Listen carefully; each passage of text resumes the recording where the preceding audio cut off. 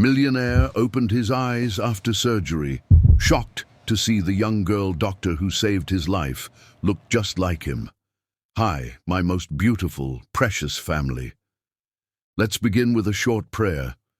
Dear God, thank you for this amazing YouTube family. Heal me completely and bless each one of them with peace, joy, and love. Keep us united. Amen. This is your Mr. Peter. I'm still in New York for medical treatment, but your prayers and love are holding me up. I miss you deeply, and every message you send gives me strength. Please, my sweet family. If you see my videos on other channels, they are stolen. Some people are copying my voice and re-editing old stories. Report them, unsubscribe, and stay only here, our true home. To all our lovely new members, welcome with open arms. Please introduce yourself in the comments. I want to know you. You matter. And one loving request. Please don't leave the story in the middle. If the intro feels long, skip ahead, but stay with the story. Your like and comment can help save this channel. James is here with love while I recover. I'll be back soon, stronger, healthier, and with more love than ever. Now let's begin today's beautiful story, just for you. Chapter 1. The Promise That Golden Hearts Make. Richmond, Virginia, October 15th, 1999. Under a canopy of Virginia stars that sparkled like scattered diamonds on velvet, Mark Vincent knelt on one knee before the woman who had captured his soul completely, unaware that this moment of perfect love would become the foundation for 23 years of regret. The autumn air carried the sweet scent of honeysuckle through Capitol Square, where the bronze statue of George Washington seemed to bless their moment. 24-year-old Mark's hands trembled, not from the crisp October breeze, but from the overwhelming love that threatened to burst from his chest as he gazed up at Teresa Rifon's radiant face. But there was something else in his trembling, something he didn't recognize yet, a hunger that went beyond love, a restlessness that whispered of ambitions larger than the moment. Even as he prepared to propose, part of his mind was calculating the cost of the ring, wondering if the money could have been better invested in his struggling startup. He pushed the thought away. Tonight was about love, not business.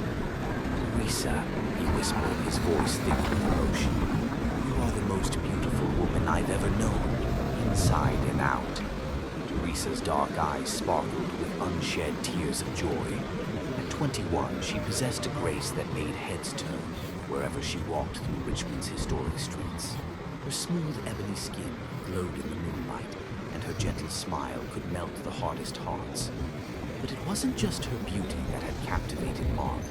It was her brilliant mind, her compassionate spirit, and her unwavering dream of healing the world as a doctor. I love you with every fiber of my being, Mark continued, pulling out a symbol of elegant solitaire ring.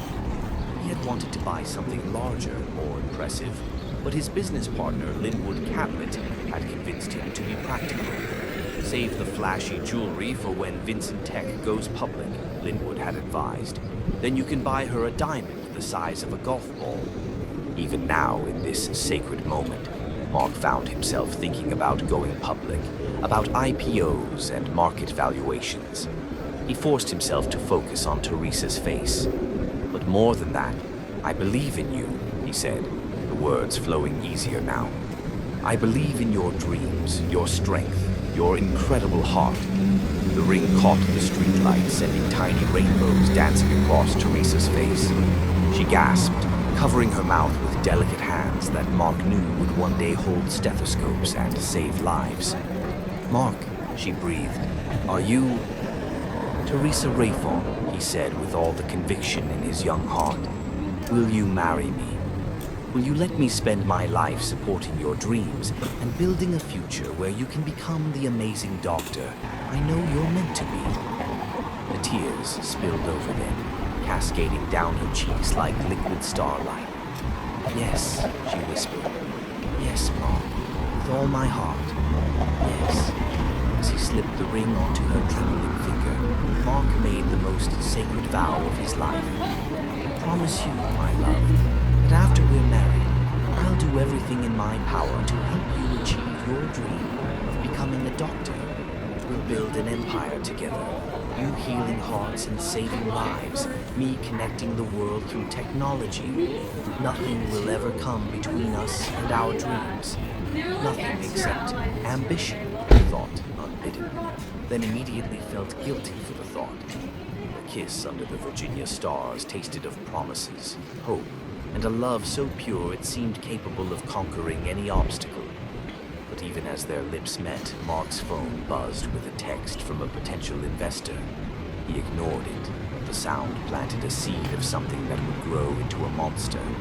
6 months later, April 20th, 2000. The wedding of Mark Vincent and Teresa Rifon was a fairy tale come to life. Though Mark spent much of the morning fielding calls about a potential contract that could transform Vincent Tech overnight. "Mark, honey, can you please put the phone away?" Teresa had asked gently as he paced their hotel suite in his tuxedo, negotiating terms with the client while she finished her makeup.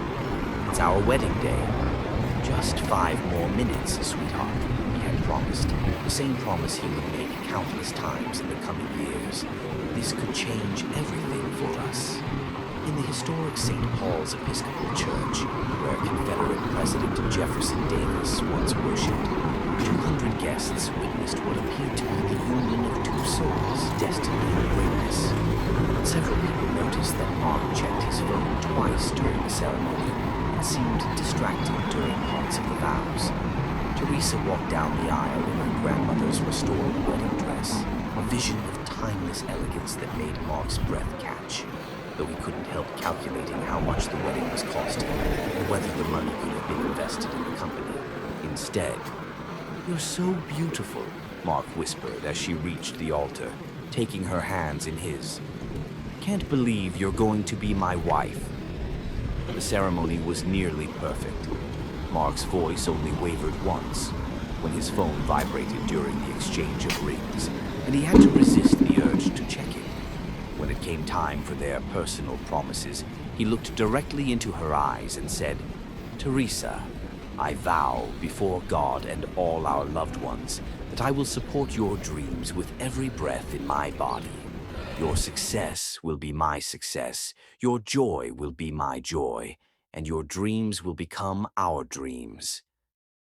Even as he spoke the words, Mark was thinking about the investor meeting he had scheduled for Monday morning, about the expansion plans that could make him a millionaire by Christmas.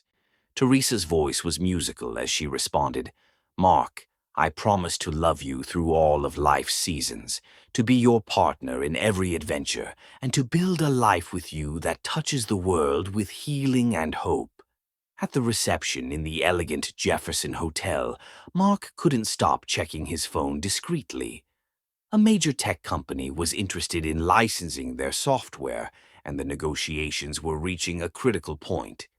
"You're a lucky man, Vincent," said his business partner, Linwood Catlett, clapping him on the shoulder. "She's going to be a hell of a doctor, and you're going to be a hell of a tech mogul. Just remember which one pays the bills." The comment was meant as a joke, but it lodged in Mark's mind like a splinter. "She's everything to me," Mark replied automatically, his eyes never leaving Teresa as she laughed with her bridesmaids. But even as he said it, he was mentally calculating the size of the licensing deal and what it could mean for their future. That night, in their modest honeymoon suite overlooking the James River, Mark held Teresa close as they watched the city lights twinkle below. But his mind was racing with business plans and growth strategies. "Are you ready for this adventure, Mrs. Vincent?" he asked, stroking her hair. "With you by my side?" "I'm ready for anything," she replied, snuggling deeper into his embrace. "Good," Mark said, "because I have a feeling our lives are about to change in ways we never imagined." He was right, though not in the way either of them expected. Their first year of marriage began blissfully. Mark's tech company was showing promising growth, and Teresa threw herself into her pre-med studies at Virginia Commonwealth University. But subtle changes were already beginning. Mark started bringing work home, spreading contracts and business plans across their small dining table while Teresa studied. When she would try to discuss her classes or her dreams of medical school, he would nod absently while typing on his laptop. "How was organic chemistry today?" he would ask without looking up from his screen. "Challenging, but I think I'm getting the hang of it," Teresa would reply. "Professor Williams said I have real potential for medical research." "That's great, honey," Mark would say, already turning back to his work. "Did I tell you about the meeting with the venture capitalists tomorrow?" Every conversation seemed to circle back to Vincentech, to growth projections and market opportunities. Teresa began to feel like she was competing with the company for her husband's attention, and losing. The first major crack appeared during their first Christmas as a married couple. Teresa had planned a quiet evening together, but Mark spent most of Christmas Day on conference calls with investors in California. "Mark," Teresa said quietly as he finished his third call of the day, "it's Christmas. Can't the business wait until tomorrow?" "Success doesn't take holidays, sweetheart," he replied, already dialing another number. "Besides, we're on the verge of something huge. This could set us up for life." "We're already set up for life," Teresa said softly. "We have each other. We have our dreams. We have love." Mark paused, phone halfway to his ear, and for a moment Teresa saw the man she had married flickering in his eyes. But then the phone rang in his hand, and the moment was lost. "I have to take this," he said. "It's the deal I've been working on for months." As he walked away to take the call, Teresa felt the first cold whisper of doubt. Was this the man who had promised to put her dreams first? Was this the future they had planned together? She pushed the thoughts away. Mark was just working hard to build their future. Once the company was established, things would go back to normal.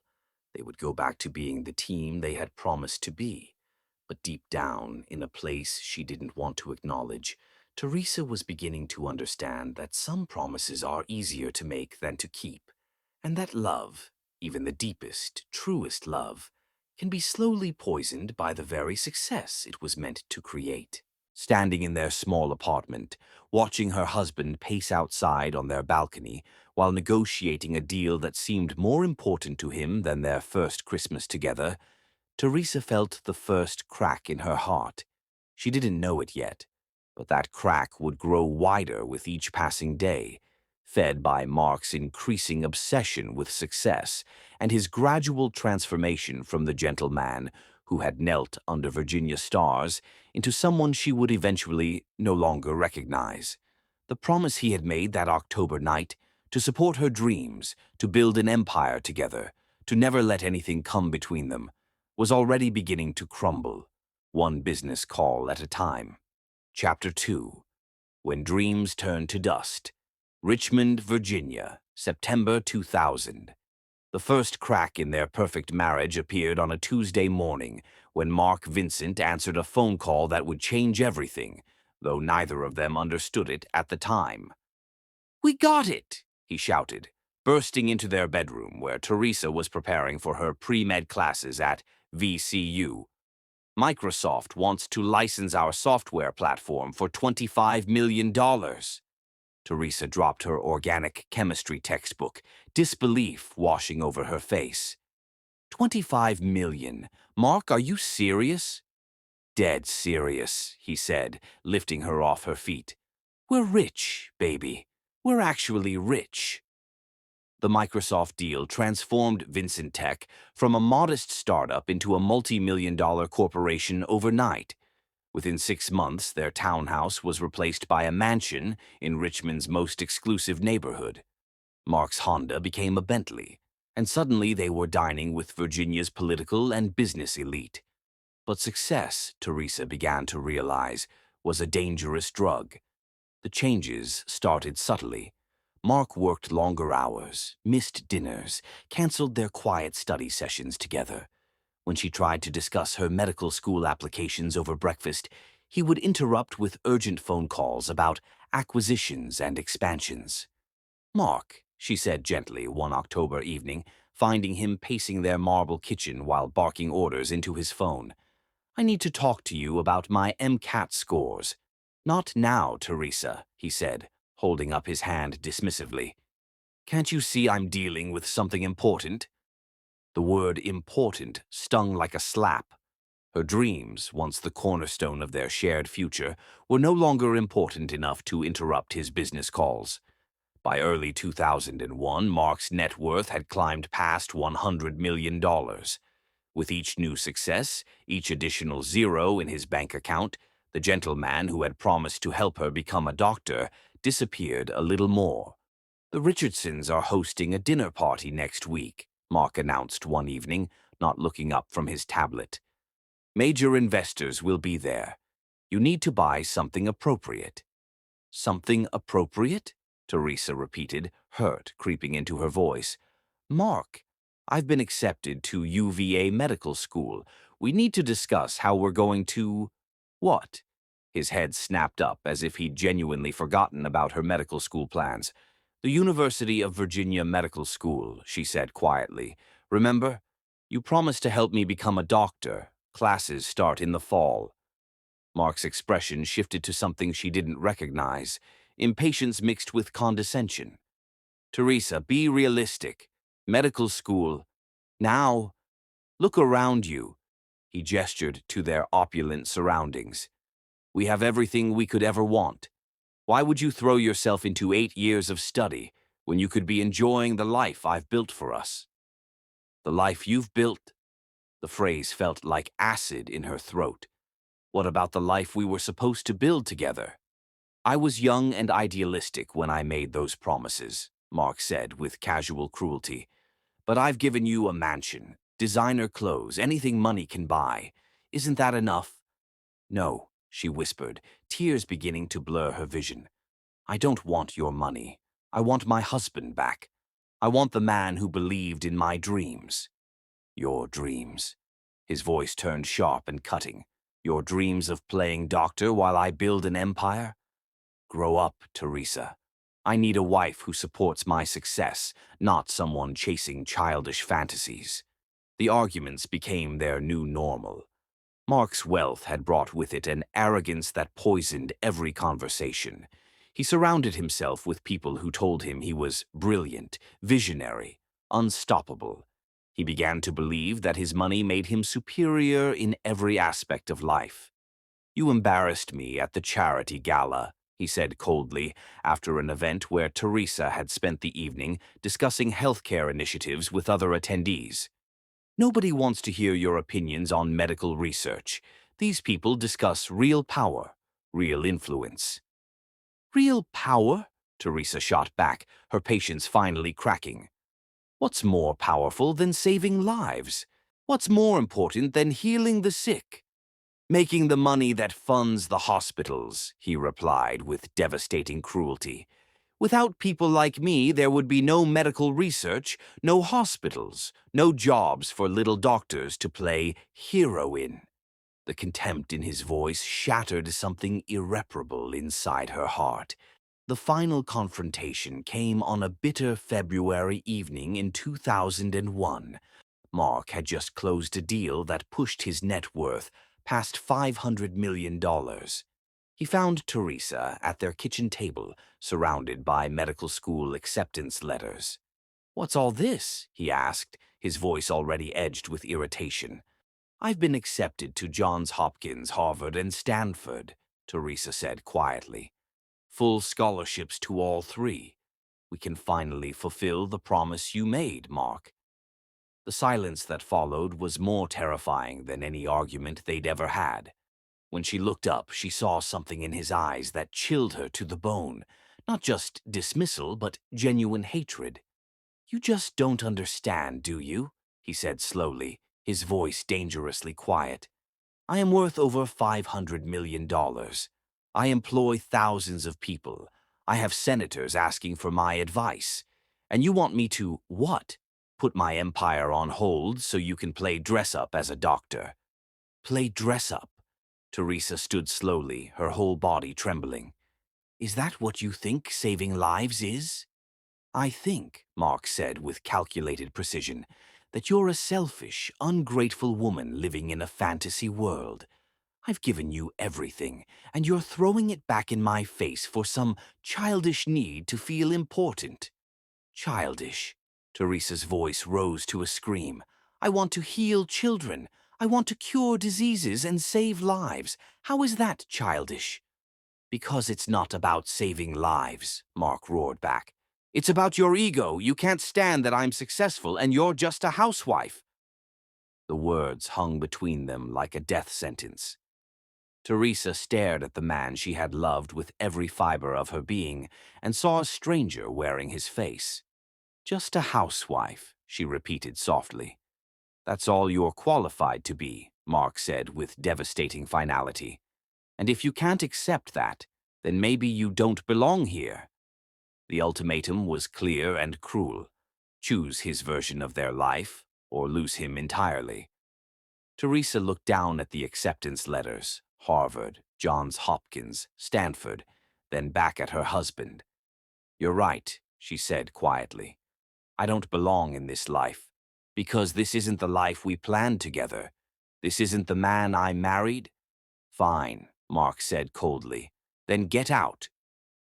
3 days later, divorce papers were filed. Mark's lawyers crafted an agreement as brutal as it was legal. Teresa would receive nothing. No alimony, no assets, no claim to the company they had built together. Sign it and leave, he told her in his lawyer's office, refusing to meet her eyes. And don't come crawling back when you realize what you've thrown away. Teresa signed with steady hands, though her heart was breaking into a million pieces. As she walked out of that office carrying only her clothes and books, she carried something else Mark would never understand. Her unbroken spirit, her unwavering determination, and a fierce love that would soon create a miracle neither of them could imagine. Chapter 3. The Miracle That Changed Everything. February 28th, 2001. The divorce papers felt like ice against Teresa's trembling fingers as she walked out of Richmond's most prestigious law firm into the bitter February morning. The city she had once loved seemed foreign and hostile now. Every corner held memories of the life she was leaving behind, the restaurant where Mark had proposed, the church where they'd married, the boutiques where she'd bought gowns for charity galas that now felt like costumes from someone else's life. Her hands shook as she clutched the single suitcase that contained everything she owned. 28 years old, with nothing but the clothes on her back and a heart shattered into so many pieces she wasn't sure it would ever beat properly again. The weight of her failure crushed down on her shoulders. How had she been so wrong about Mark? How had she mistaken cruelty for strength, arrogance for confidence? The man who had promised to support her dreams had become the person who destroyed them with surgical precision. As she walked down Franklin Street toward the bus station, each step felt like walking through quicksand. The acceptance letters from Harvard, Johns Hopkins, and Stanford were still in her purse, meaningless now. Without Mark's financial support, medical school was impossible. She had no family money, no trust fund, no safety net except her own determination. But even that felt broken now. The morning air was sharp and unforgiving, cutting through her coat like the memory of Mark's final words. Don't come crawling back when you realize what you've thrown away. As if she had thrown anything away, as if wanting to heal people was a character flaw instead of a calling. Teresa's vision blurred, and she realized she was crying again. She had cried so much over the past 3 days that she felt empty, hollowed out like a shell on the beach. But the tears kept coming anyway, as if her body was trying to wash away 5 years of shattered dreams. That's when the world tilted sideways. The sidewalk seemed to rush up toward her face. Her knees buckled, and suddenly she was falling, her suitcase clattering across the concrete as her vision went black around the edges. Ma'am, are you okay? A woman's voice, urgent and concerned, cut through the darkness creeping over her consciousness. Teresa felt strong hands catching her before she hit the ground, easing her down onto the cold sidewalk. When her vision cleared, she found herself looking up into the worried face of a stranger. A woman about her own age, with kind eyes and natural hair pulled back in a neat bun. "I'm okay," Teresa whispered, though she clearly wasn't. I haven't eaten. I'm fine." "You are not fine, honey," the woman said firmly, helping Teresa sit up against a storefront wall. "I'm Gracie Taylor, and I'm a nurse at VCU Medical Center. When did you last eat something?" Teresa tried to remember. The past 3 days had been a blur of lawyers and papers, and the terrible numbness that came with watching your life disintegrate. Yesterday morning, maybe." Gracie's expression grew even more concerned. "Can you stand? My car's right here. I'm taking you to the hospital." "No," Teresa said quickly, panic flaring in her chest.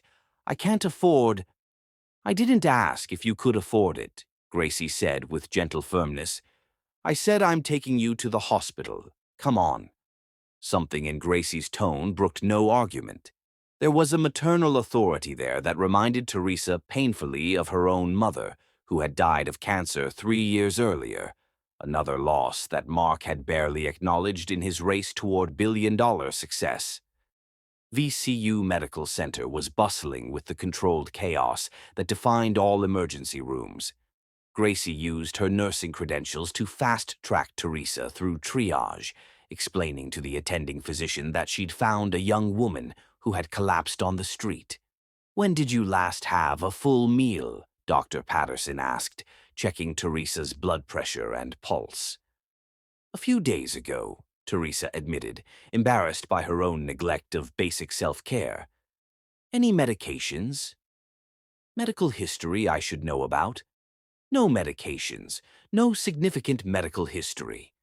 She paused, then added quietly, I'm going through a divorce. I haven't been taking very good care of myself." Dr. Patterson's expression softened with understanding. "I'm sorry to hear that. Divorce is one of life's most stressful experiences. Let's run some basic blood work, make sure your levels are all normal, and get some food in you." As they drew blood and hooked her up to an IV for fluids, Teresa found herself staring at the ceiling tiles and wondering what she was going to do now. She had exactly $347 in her checking account, no job, no place to live, and no prospects for any of those things. The medical school acceptance letters felt like cruel jokes now. How could she have been so naive to think that dreams were enough? How could she have believed that love would conquer all, that Mark's promise meant anything more than pretty words spoken under starlight?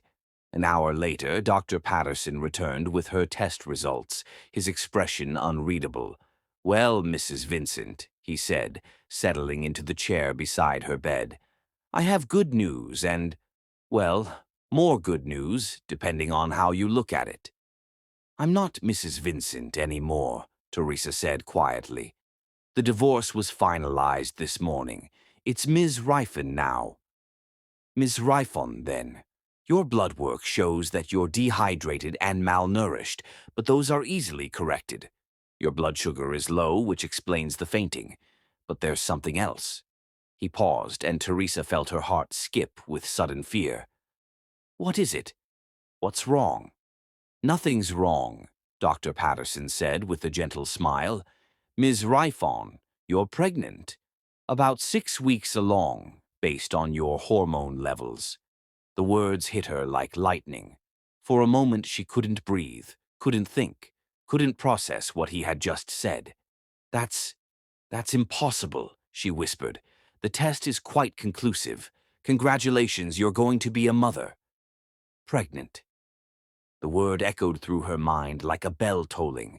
She was carrying Mark's child, the child of the man who had just destroyed her life and called her dreams childish fantasies.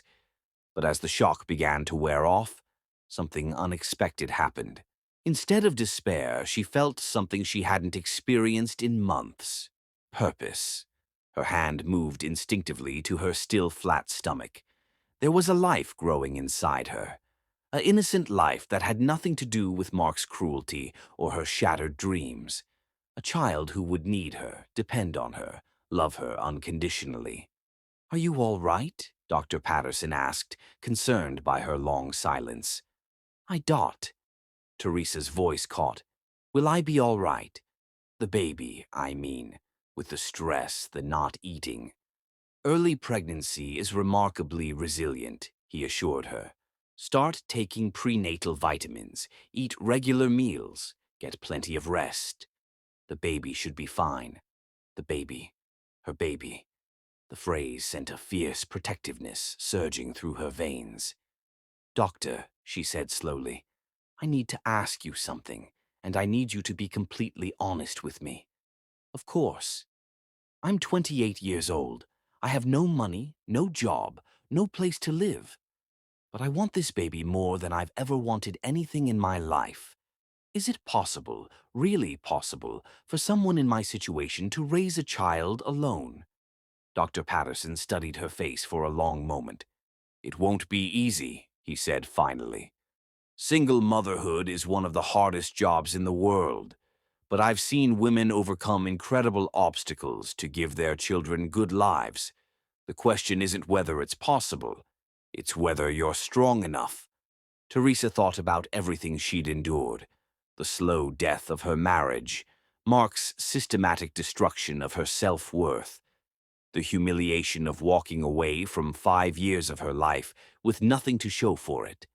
"I am," she said with quiet conviction. "I'm strong enough." When Gracie returned to check on her, she found Teresa sitting up in bed, with a look of determination that transformed her entire face. "How are you feeling, honey?" Gracie asked. "Different," Teresa said honestly. "Scared, but hopeful, maybe. Gracie, I need to ask you something. Do you know anywhere I could find a job, and maybe a place to stay? I don't have much money, but I'm a hard worker, and I'm good with people." Gracie's eyebrows rose. "What kind of work are you looking for?" "Anything. I'll clean houses, wait tables, stock shelves, whatever it takes. I just—" She paused, then decided to trust this kind stranger who had already shown her more compassion than her own husband. "I just found out I'm pregnant, and I need to build a life for my baby." The smile that spread across Gracie's face was like sunshine breaking through storm clouds. "Honey, are you interested in health care? My church runs a program that trains nurses' aides and medical assistants. It's a 6-month program, and they help with job placement afterward." Teresa's heart leaped. Healthcare. Not medical school, not her original dream, but still a chance to heal people. Still a chance to make a difference. "I would love that," she said, her voice thick with emotion. "And my cousin runs a boarding house for women in transition. Clean, safe, affordable. I could call her if you'd like." For the first time in days, Teresa felt tears of gratitude instead of grief. "You would do that for me. But you don't even know me." "I know enough," Gracie said simply. "I know you're a woman who needs help, and I know I've been blessed with the ability to help. That's enough." As Teresa lay in that hospital bed, one hand resting protectively over her stomach, she made a vow that was even more sacred than the wedding promises she'd spoken 5 years earlier. "I promise you," she whispered to the tiny life growing inside her, "that I will give you everything I have. I will work harder than I've ever worked, love you more fiercely than I thought possible, and I will make sure you grow up knowing that dreams are worth fighting for. Your father may have forgotten how to believe in dreams, but I never will."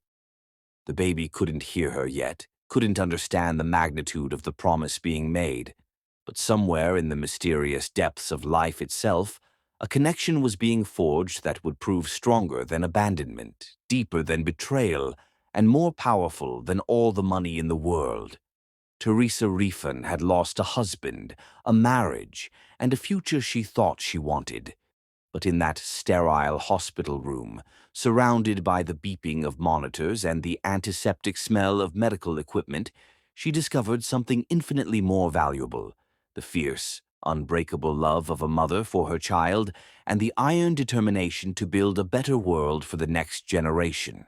Chapter 4: The Strength That Mountains Envy, March 2009 to September 2024. At 4:30 in the morning, while the rest of Richmond slept, Teresa, Refawn's alarm clock, shattered the darkness with the persistence of a war drum. 15 years had passed since that life-changing morning in the hospital, and Teresa had learned to function on 4 hours of sleep like a machine designed for endurance rather than comfort. Her small apartment in Church Hill, a far cry from the mansion she'd once called home, was spartanly furnished but immaculately clean, every inch serving a purpose in the carefully orchestrated symphony of survival she'd composed for herself and her daughter. She moved through her morning routine with the efficiency of a military operation. Shower, 4 minutes. Coffee, brewing while she dressed in scrubs.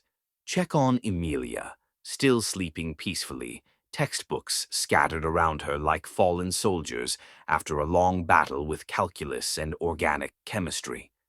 At 14, Emilia was already taller than her mother, with Mark's piercing green eyes and Teresa's determined chin.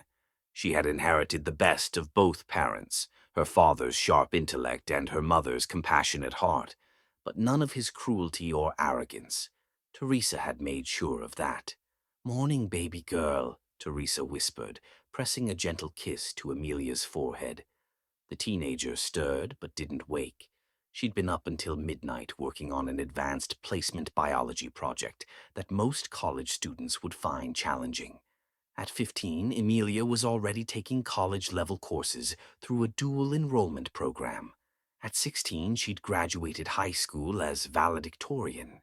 At 18, she'd been accepted to medical school with a full scholarship based on her extraordinary test scores and her heartbreaking admissions essay about wanting to follow in her mother's footsteps as a healer. But none of that had come easily. Every single achievement had been paid for with Teresa's blood, sweat, and relentless determination. The first years had been the hardest. Pregnant and alone, Teresa had thrown herself into the nursing aid program Gracie Taylor had recommended. While other students complained about the long hours and demanding coursework, Teresa attacked each assignment like her life depended on it. Because it did.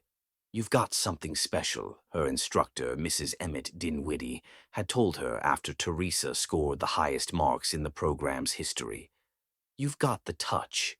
Patients trust you instinctively."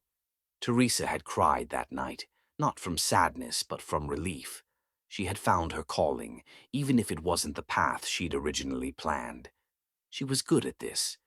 She was making a difference, one patient at a time. When Emilia was born on a snowy December morning in 2004, Teresa took one look at her daughter's perfect face and made a promise that became her North Star for the next 20 years.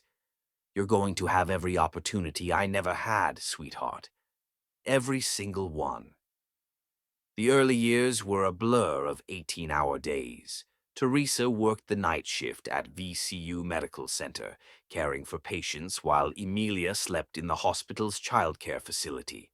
During the day, she worked as a home health aide for elderly patients, bringing Emilia along in a carrier as she administered medications and provided companionship to people whose families had forgotten them. "She's such a good baby," Mrs. Lelia Skipwith, one of her regular patients, would say, as she watched Emilia play quietly with educational toys while Teresa checked her blood pressure. "Smart, too. Look how she studies everything with those big eyes."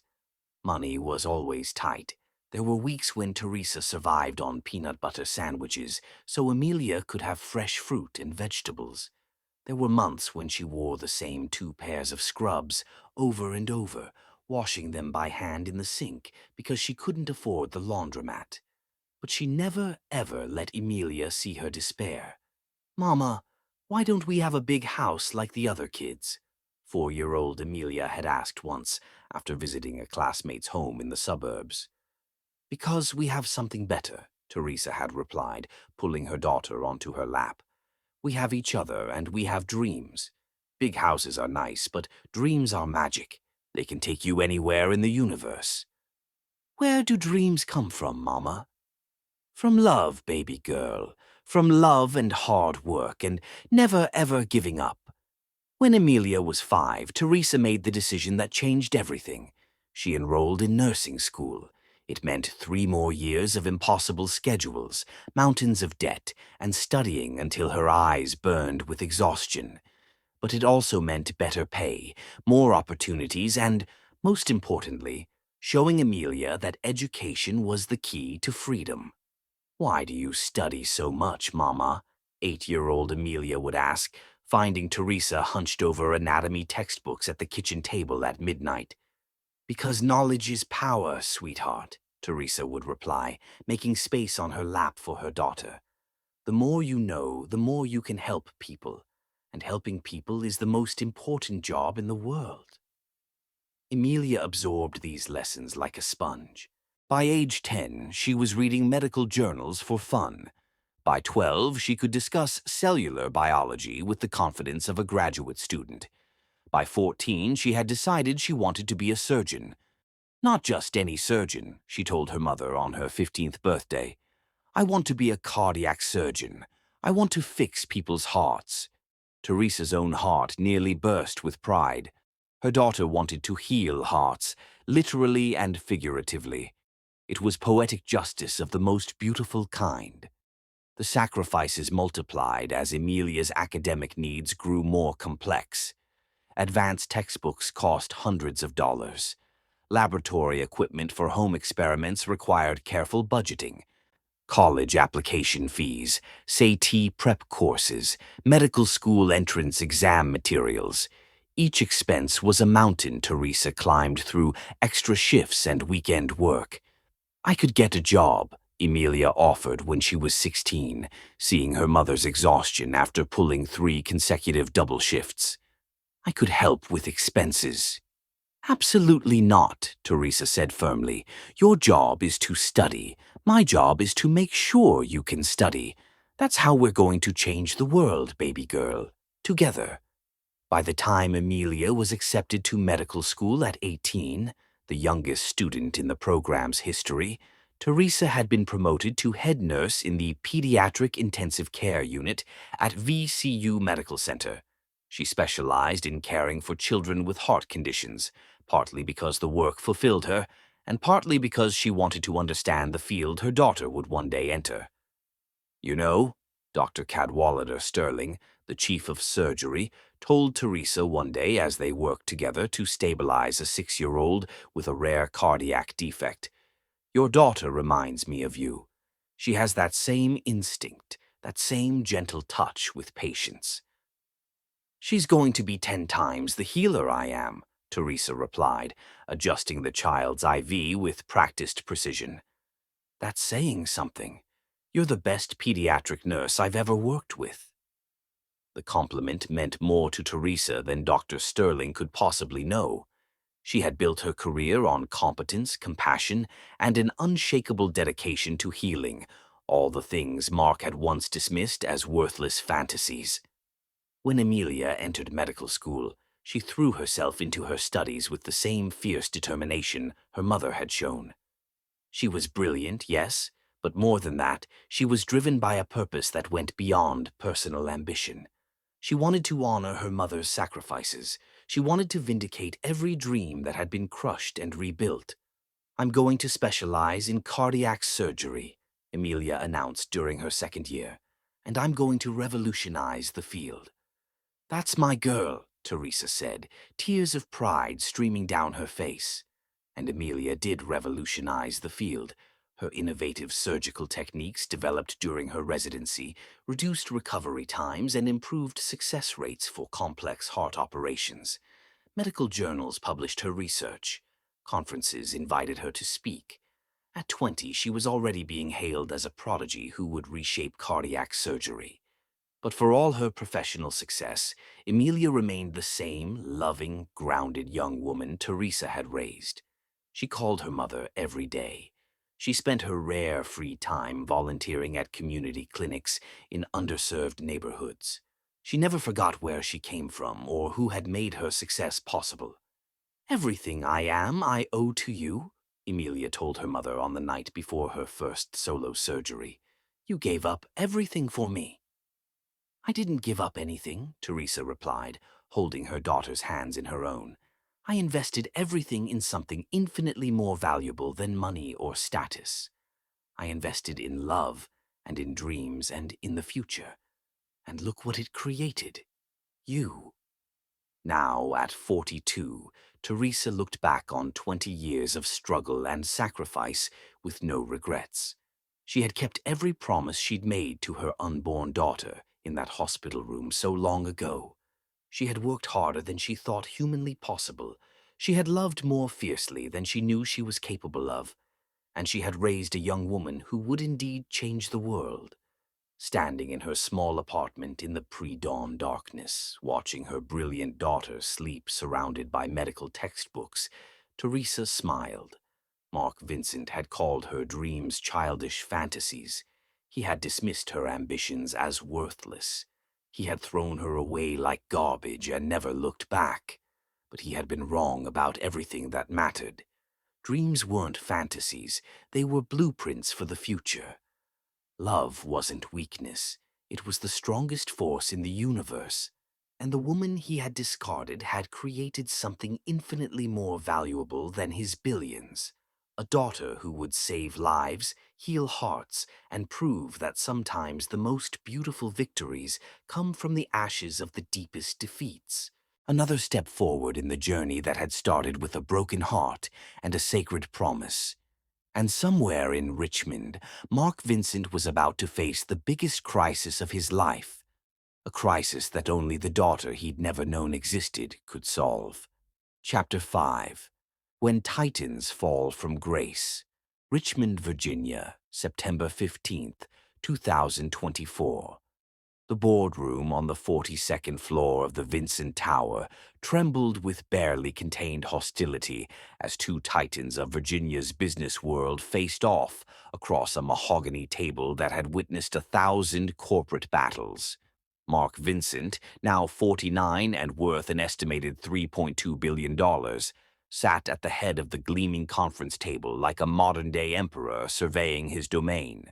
His dark hair showed the first silver threads at the temples, and his once warm green eyes had hardened into chips of ice that could freeze the soul of anyone foolish enough to cross him. Across from him, Linwood Catlett leaned back in his chair with the casual confidence of a predator who had finally cornered his prey. At 50, Linwood had grown soft around the middle, but his mind remained sharp as a surgical blade, calculating every angle, every weakness, every opportunity to strike. "The offer is more than generous, Mark," Linwood said, his voice smooth as aged bourbon. $12 billion for your entire portfolio. Vincent Tech, the subsidiary companies, the patents, the government contracts, everything. You could retire to some private island and never worry about quarterly earnings again." Mark's laugh was devoid of humor. "Generous? Linwood, my cybersecurity division alone is worth $8 billion. You're offering me pocket change and calling it generosity. I'm offering you a way out before the Federal Trade Commission investigation destroys everything you've built," Linwood replied, his mask of friendliness slipping just enough to reveal the shark beneath. "Did you really think those bribes to Pentagon officials would stay hidden forever?" The temperature in the room seemed to drop 10 degrees. Mark's knuckles went white where he gripped the edge of the table. "Those are allegations. Unproven allegations from disgruntled competitors who can't handle being outmaneuvered in the marketplace. Allegations backed by 40,000 pages of documentation and recorded phone conversations," Linwood said with devastating calm. "Face reality, Mark. Your empire is built on quicksand, and the tide is coming in. Take my offer while you still can." Mark rose from his chair with the fluid grace of a man accustomed to commanding rooms full of powerful people. At 6 feet 2 inches, he still cut an impressive figure in his handmade Italian suit, but those who knew him well might have noticed the slight tremor in his hands, the almost imperceptible tightness around his eyes that spoke of sleepless nights and mounting pressure. "Get out," he said quietly. "Get out of my building, off my property, and out of my sight. When I destroy you, and I will destroy you, Linwood, it's going to be both professional and personal." Linwood stood as well, straightening his tie with deliberate slowness. "You always were too proud for your own good. Pride goeth before the fall, old friend, and yours is going to be spectacular." As the door closed behind his former business partner and oldest friend, Mark felt something he hadn't experienced in over a decade. Genuine fear, not the mild anxiety of a difficult negotiation or the excitement of a risky investment, but the bone-deep terror of a man who suddenly realized he was standing on the edge of an abyss. The FTC investigation was real. The documented evidence was damning. And if Linwood was willing to offer $12 billion for companies he knew were about to collapse, then the situation was even worse than Mark's lawyers had admitted. He pressed the intercom button with more force than necessary. "Lelia, get in here. Now." Lelia Skipwith glided into the office with the practiced elegance of a woman who had been groomed from birth to move in the highest circles of society. At 35, she was stunningly beautiful in an ice queen way that complemented Mark's own coldness perfectly. Her platinum blonde hair was pulled back in a severe chignon that accentuated her sharp cheekbones, and her gray eyes held the calculating intelligence of someone who viewed human relationships as business transactions. "Darling," she said, settling into the chair across from his desk with fluid grace. "You look positively murderous. Did the meeting with Linwood not go well?" "He offered $12 billion for everything," Mark said, loosening his tie with sharp, angry movements. $12 billion, as if I'm some desperate startup founder ready to sell out at the first sign of trouble. Lelia's perfectly sculpted eyebrows rose a fraction of an inch, the equivalent of shock in her carefully controlled emotional repertoire. $12 billion. That's less than half what the companies are actually worth.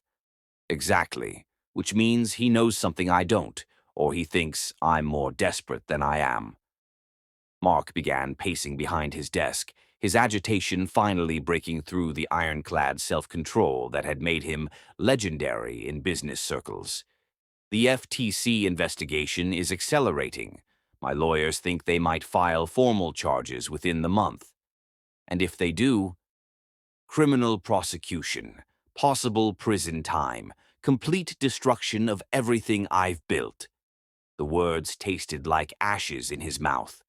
20 years of relentless ambition, of sacrificing everything and everyone for success, potentially reduced to nothing by the very methods that had made him billions. Lelia was quiet for a long moment, studying her perfectly manicured nails with the kind of focus most people reserved for life-or-death decisions. When she looked up, there was something different in her expression, a calculation Mark had never seen before. "Mark," she said slowly, "perhaps it's time to consider what's truly important. Your health, for instance. You've been working 18-hour days for months. The stress is aging you. Maybe Linwood's offer isn't an insult. Maybe it's an opportunity." Something cold and hard settled in Mark's stomach. An opportunity. To start over, to find some peace, to perhaps even start a family before it's too late. The words were right, but the tone was wrong. There was no warmth, no genuine concern, only the clinical assessment of a woman evaluating her options. "Are you seriously suggesting I sell everything and disappear?" Mark asked, his voice dropping to a dangerous whisper. "I'm suggesting you face reality," Lelia replied, her own mask slipping to reveal something calculating and cold. I'm 35 years old, Mark. I want children, a stable future, a husband who isn't facing potential criminal charges. If you can't provide that—" She didn't finish the sentence. She didn't need to. The threat hung in the air between them like a blade poised to fall. Mark stared at his fiancée, the woman he had chosen to replace Teresa, precisely because she was nothing like her, because she understood power and accepted his priorities without question, and realized that she was already gone. Oh, she might stay through the engagement party next month, might even wait until the trial if she thought there was still money to be made. But her loyalty, such as it was, had an expiration date measured in quarterly profits and a social standing. "I see," he said quietly. "And if I don't take Linwood's offer? If I choose to fight?" Lelia's smile was beautiful and empty. "Then you'll be fighting alone." That evening, Mark stood alone in his penthouse office, looking out over the city he had conquered and shaped through 2 decades of ruthless ambition.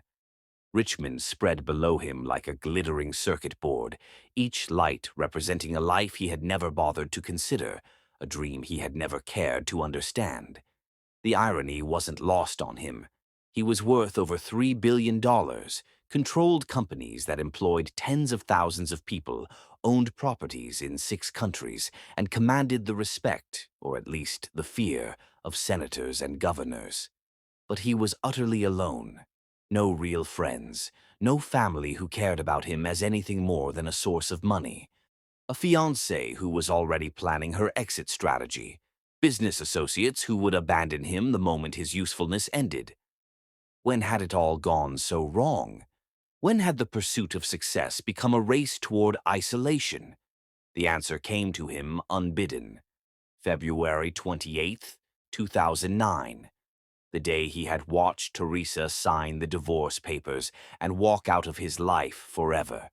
The day he had chosen pride over love, money over meaning, power over the only person who had ever seen him as more than the sum of his net worth.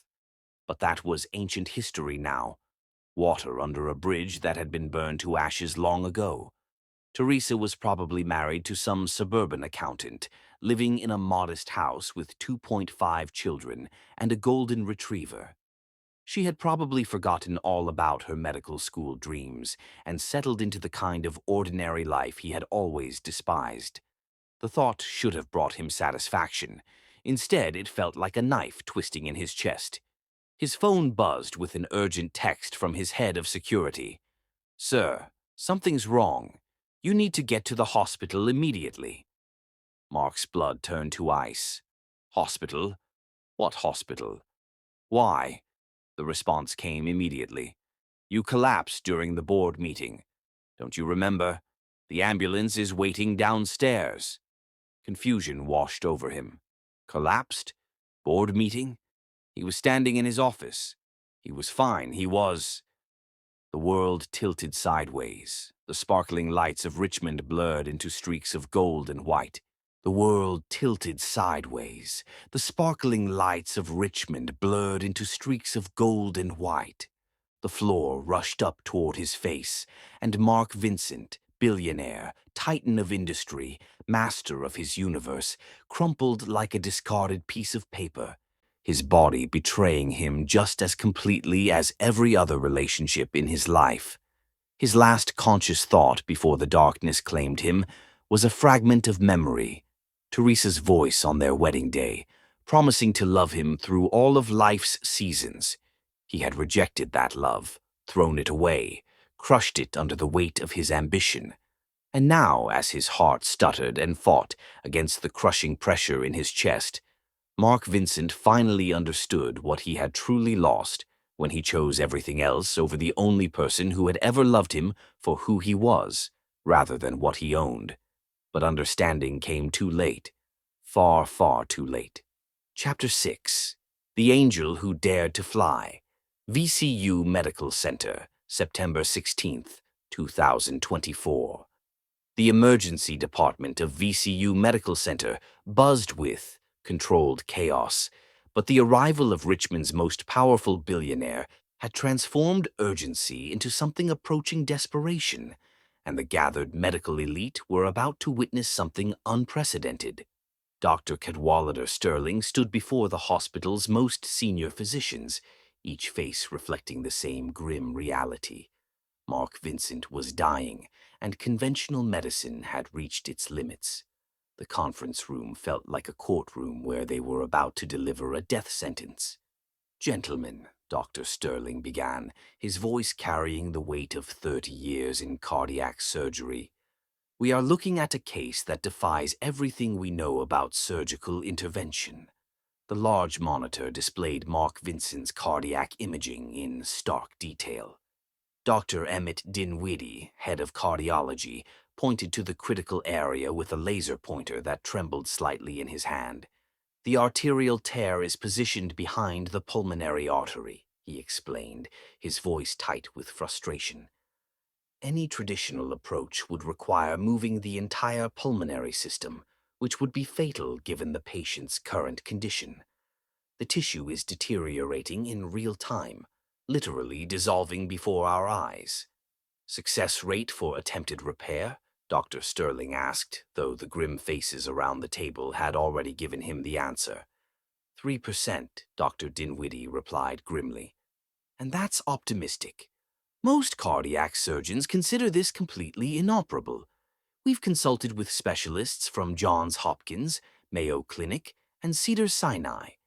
The consensus is unanimous. There is no surgical solution." Dr. Sterling nodded slowly, feeling the weight of professional defeat. In 30 years of cardiac surgery, he had learned to accept the limits of medical intervention. But this case felt different, not just because of the patient's prominence, but because of the technical challenges that seemed to mock decades of surgical advancement. "How long without intervention?" asked Dr. Shelby Claiborne, the hospital's newest attending physician. "Hours, perhaps a day if we maintain complete sedation," Dr. Dinwiddie replied. "Any stress, any elevation in blood pressure, and we're looking at complete aortic rupture. He'll exsanguinate in minutes." The silence that followed was heavy with the weight of impending failure. These were some of the finest cardiac specialists on the East Coast, and they were being forced to admit defeat. "Then we focus on comfort care," Dr. Sterling said finally. "Contact his family, make arrangements for... Actually, there might be another option." Every head turned toward the conference room entrance. Dr. Amelia Rafin stood in the doorway, still in surgical scrubs from the emergency appendectomy she had just completed. At 23, she commanded attention not through age or rank, but through the quiet confidence that had made her legendary among the medical staff. But there was something else in her bearing today, a certainty that bordered on defiance, as if she were about to challenge the fundamental laws of cardiac surgery. "Dr. Rayfon," Dr. Sterling said with surprise, "this is a senior staff consultation. The patient's condition is..." "I've been studying Mr. Vincent's case since his admission 4 hours ago," Emilia interrupted respectfully but firmly. "I've run multiple simulations, consulted with biomedical engineers, and I believe there's a surgical approach that hasn't been considered." Several physicians exchanged skeptical glances. Dr. Dinwiddie spoke first, his tone carefully controlled. "Dr. Rifon, while we appreciate your enthusiasm, this case has challenged some of the most experienced cardiac surgeons in the region. The technical impossibilities alone are only impossible if we're thinking conventionally," Emilia replied, moving toward the imaging display with purpose. "But what if we stop thinking about this as a repair and start thinking about it as a complete reconstruction?" She activated the laser pointer, highlighting specific areas with surgical precision.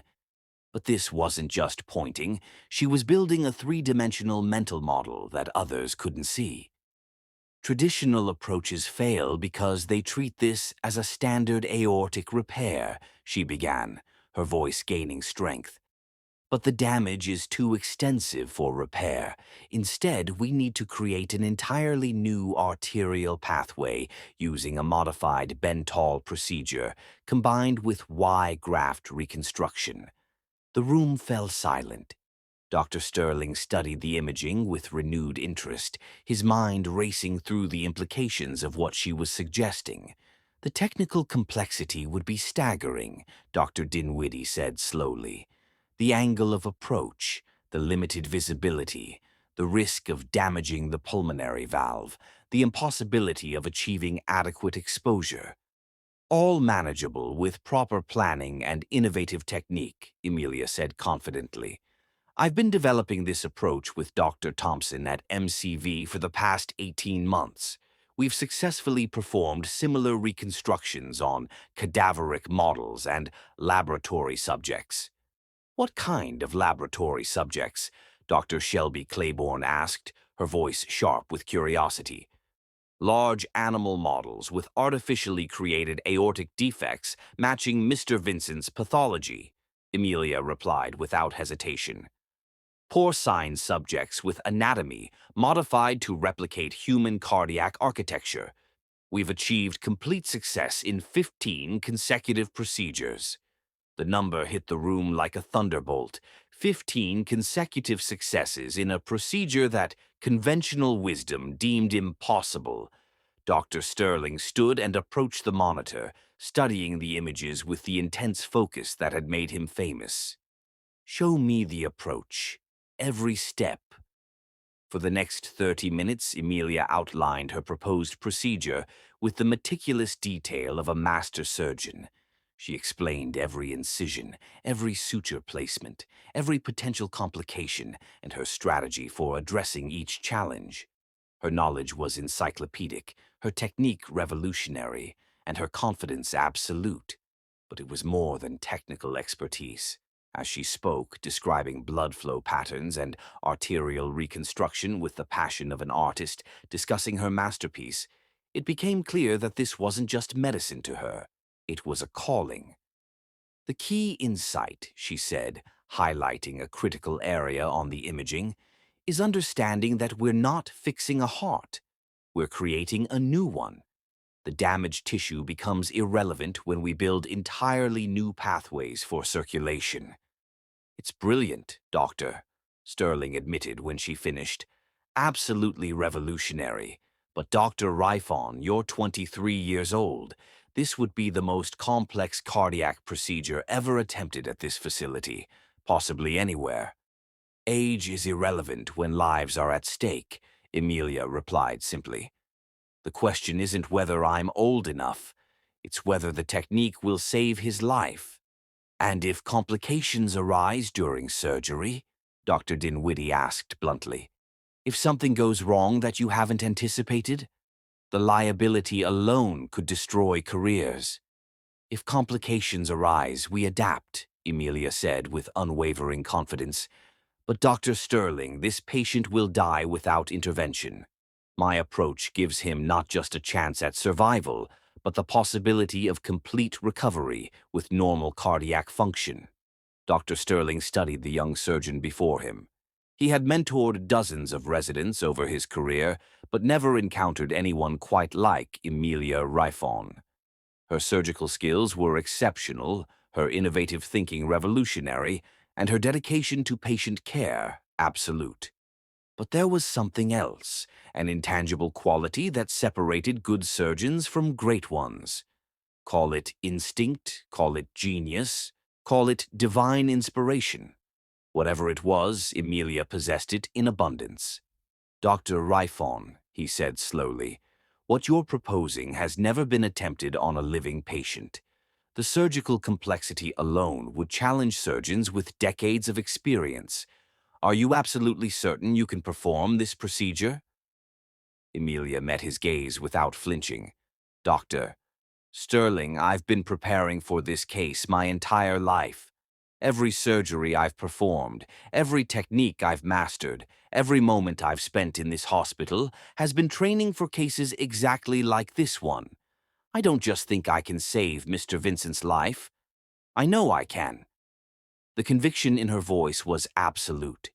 There was no doubt, no hesitation, no false bravado, just the quiet certainty of someone who had looked into the abyss of death and chosen to fight.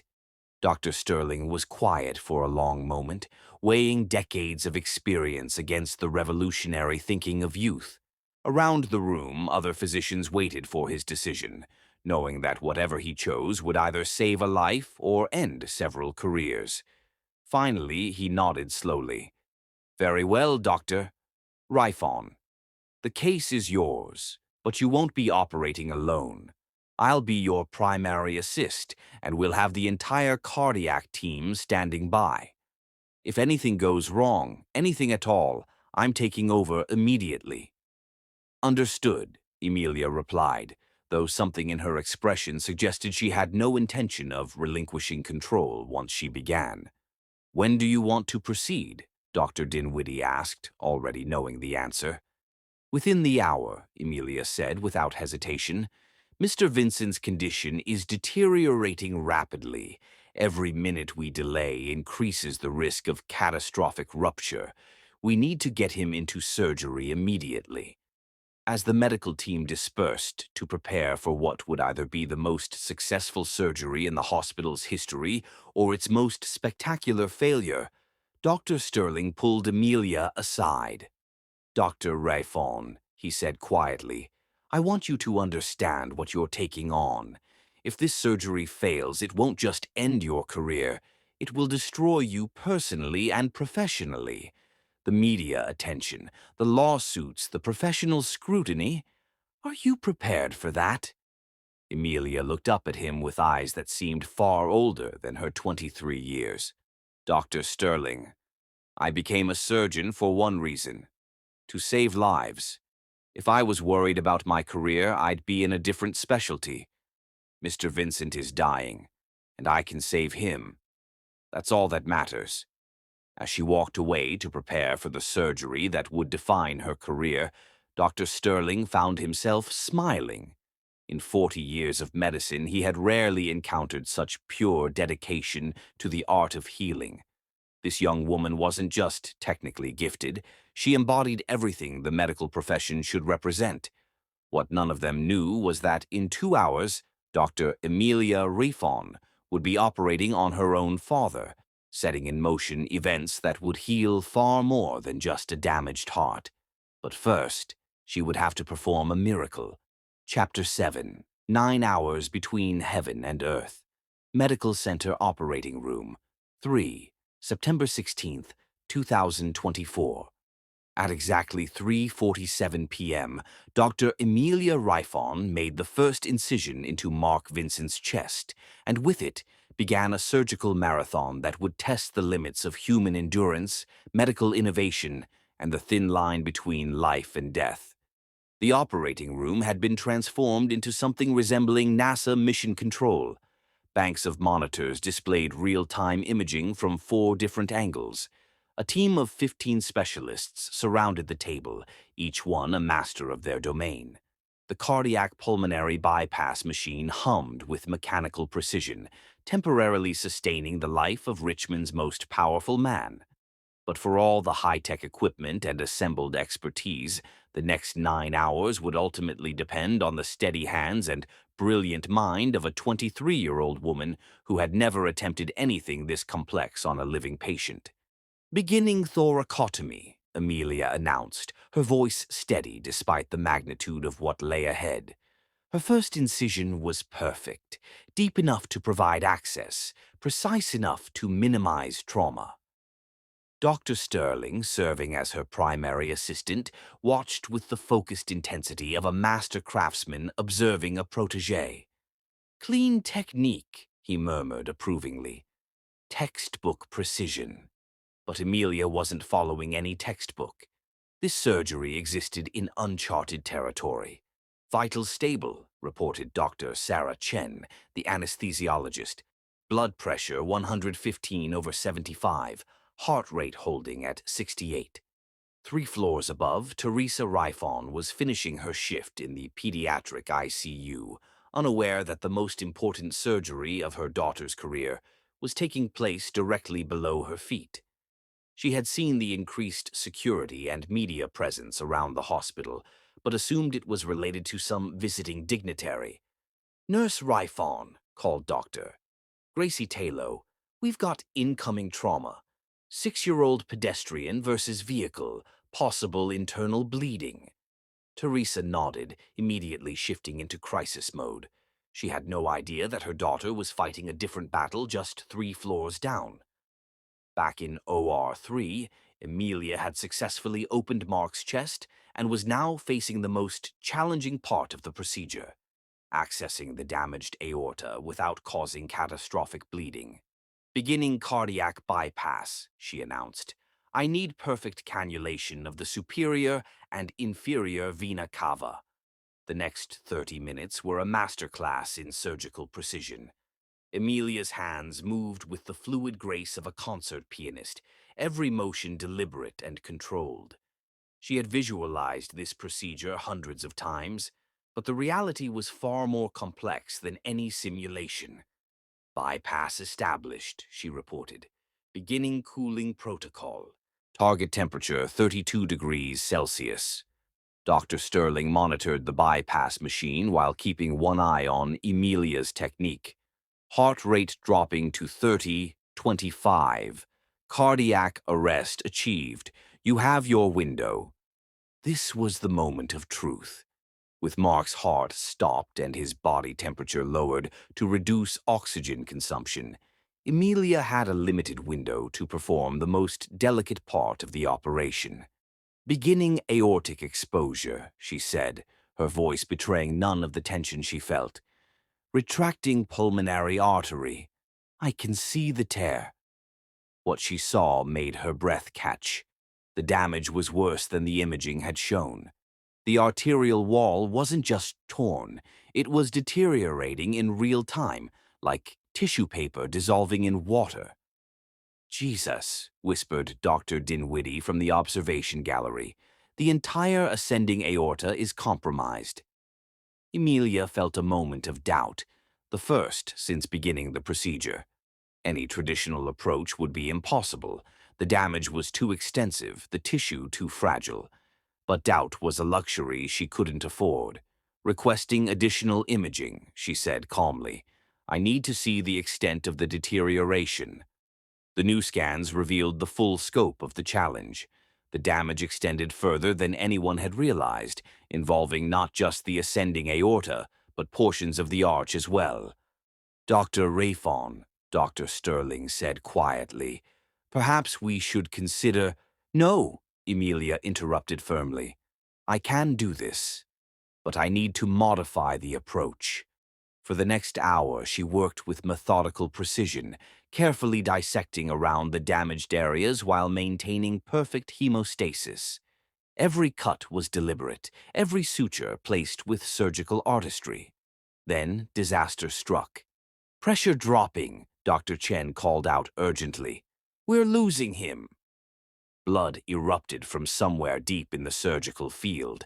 The monitors began alarming as Mark's blood pressure plummeted despite the bypass machine. "Where's the bleeding coming from?" Dr. Sterling demanded, immediately moving to assist. Emilia's hands never stopped moving, her eyes scanning the surgical field with laser focus. "There, posterior wall of the left atrium. Must have nicked it during retraction." "Can you get control?" "Working on it," Emilia replied, her voice ice-cool despite the crisis. She placed a vascular clamp with millimeter precision, immediately stopping the hemorrhage. "Bleeding controlled. How are his numbers?" "Pressure stabilizing," Dr. Chen reported. "But we've lost significant volume. Transfusion protocol initiated." The near catastrophe had cost them precious time, but Emilia's response had been flawless. She hadn't panicked, hadn't hesitated, hadn't asked for help. She had simply fixed the problem and moved on. That, Dr. Sterling said quietly, was exceptional crisis management. But the real test was still ahead. With the bleeding controlled and Mark's condition stabilized, Emilia began the most innovative part of her procedure, the Y-graft reconstruction. "Beginning graft placement," she announced. "This is where we make history." For the next 3 hours, she worked with artistic precision, creating an entirely new pathway for blood flow that bypassed all the damaged tissue. The technique was so novel that several cardiac surgeons from other hospitals had quietly gathered in the observation gallery to witness it. "Incredible," murmured Dr. James Harrison, chief of cardiology at Johns Hopkins, who had flown in specifically to observe. "She's not just repairing the defect, she's redesigning the entire arterial architecture." But Amelia was oblivious to her growing audience. Her entire world had narrowed to the space inside Mark Vincent's chest, to the delicate work of reconstructing a human heart. Hour 6 brought another challenge.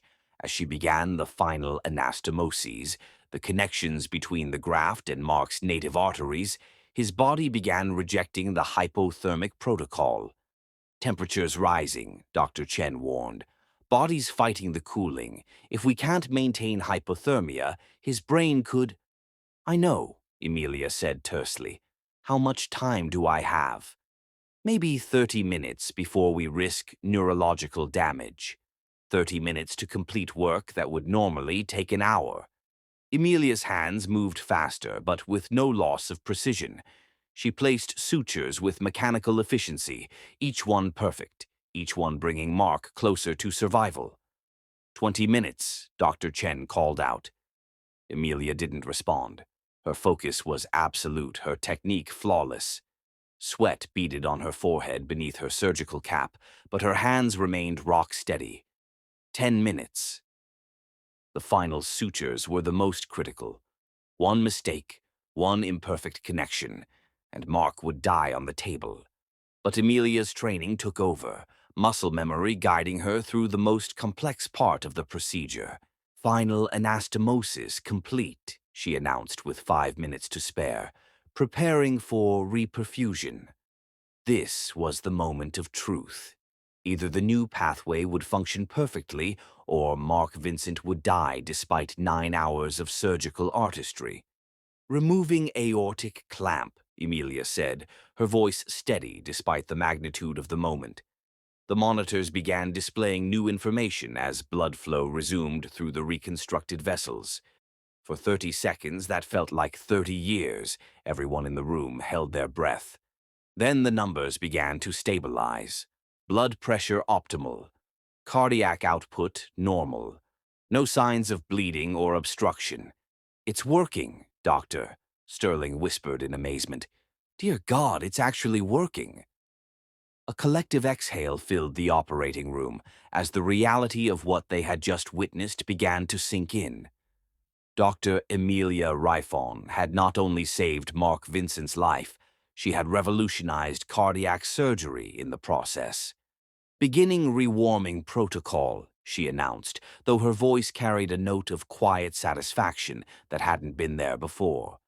"Gradually bringing body temperature back to normal."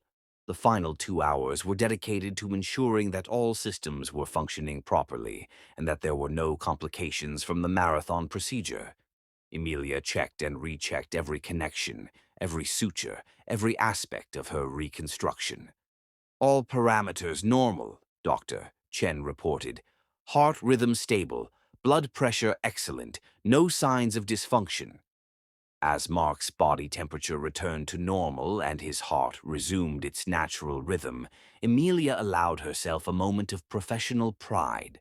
She had done more than just save a patient. She had pushed the boundaries of what was possible in cardiac surgery. "Surgery complete," she announced at 12:52 a.m., exactly 9 hours and 5 minutes after making the first incision. "Patient stable, vital signs optimal, no complications."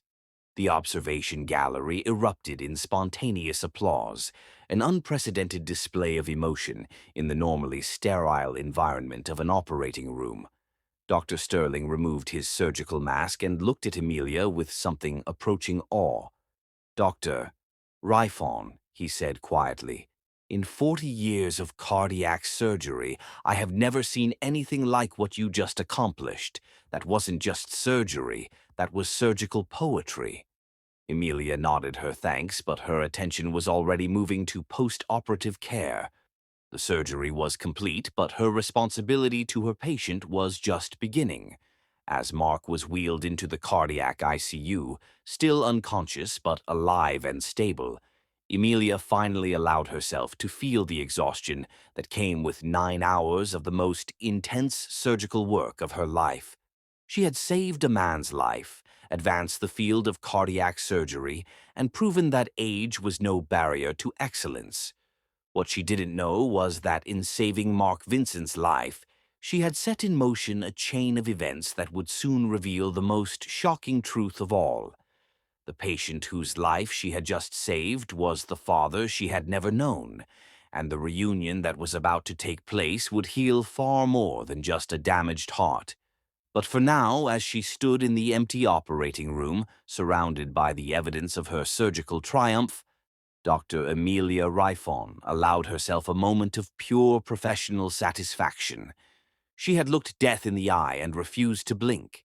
She had taken an impossible case and made it routine. She had, in every sense of the word, worked a miracle. Chapter 8. The Moment When Worlds Collide.